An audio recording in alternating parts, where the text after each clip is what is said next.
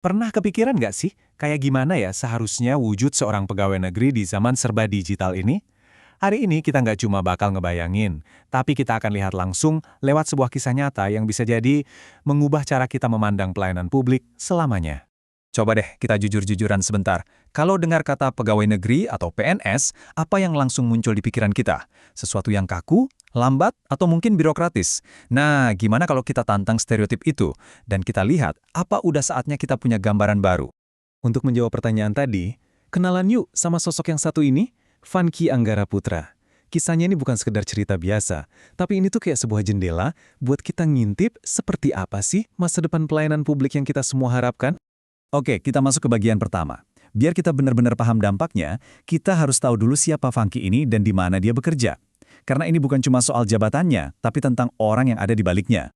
Jadi, Funky ini bertugas di Kabupaten Seluma, tepatnya di Dinas Pekerjaan Umum dan Penataan Ruang, atau yang biasa kita kenal Dinas PUPR. Nah, di sana, dia ada di bidang cipta karya. Ini adalah bidang yang, seperti yang bakal kita lihat nanti, punya dampak langsung ke kehidupan kita sehari-hari. Terus apa sih yang sebenarnya Funky kerjain tiap hari? Nah, untuk ngerti kenapa dia bisa jadi contoh pegawai modern, kita perlu banget lihat tugas-tugas spesifik yang dia lakukan. Nah, ini dia yang menarik banget. Jabatan resminya kedengaran rumit ya. Penata Kelola Penyihatan Lingkungan Ahli Pertama. Tapi yuk kita sederhanain. Intinya, dia itu seorang manajer kesehatan lingkungan. Perannya adalah memastikan kita semua masyarakat punya akses ke air yang bersih, sanitasi yang layak, dan lingkungan yang sehat. Wah, penting banget kan? Jadi kerjaannya ngapain aja? Bayangin deh, setiap hari Funky itu ada di lapangan. Dia memantau sanitasi warga, ngawasin kualitas air minum, ngumpulin data soal air limbah, dan menganalisis drainase lingkungan.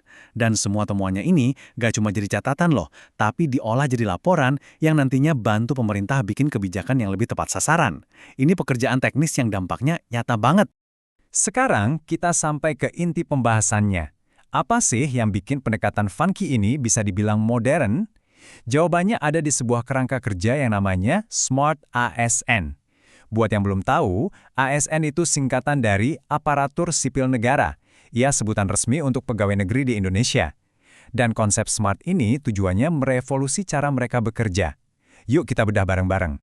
Poin utamanya tuh ini. Smart ASN itu bukan cuma soal jadi pegawai yang lebih pintar pakai teknologi, tapi lebih dari itu. Ini tentang mengubah cara pandang secara total. Sebuah pergeseran dari yang tadinya cuma menjalankan tugas, jadi memberikan dampak nyata. Jadi apa aja sih pilar-pilarnya? Pertama, fondasinya itu ya profesionalisme dan integritas, itu harga mati. Terus ASN modern harus adaptif sama teknologi, biar kerjanya lebih efisien. Mereka juga harus bertanggung jawab atas setiap keputusan yang diambil. Dan yang paling penting, harus responsif sama apa yang benar-benar dibutuhin masyarakat, sambil tetap mikirin dampak jangka panjangnya atau keberlanjutan. Nah, slide ini ngegambarin perbedaannya dengan jelas banget. Di satu sisi, kita punya birokrasi tradisional yang kaku, yang penting prosesnya benar, hasilnya urusan nanti. Di sisi lain, ada tata kelola cerdas yang dibawa Smart ASN, lebih fleksibel, fokusnya ke hasil akhir, dan selalu menempatkan masyarakat sebagai pusatnya. Ini evolusi yang luar biasa kan? Oke, sekarang kita coba lihat dari sudut pandang yang lebih luas. Apa dampaknya kalau pendekatan kayak gini diterapin di mana-mana? Ini bukan lagi soal satu orang, tapi soal sebuah visi untuk keseluruhan sistem pemerintahan kita. Dan jangan salah, transformasi besar kayak gini tuh nggak dimulai dari rapat-rapat besar di istana. Semuanya dimulai dari sini.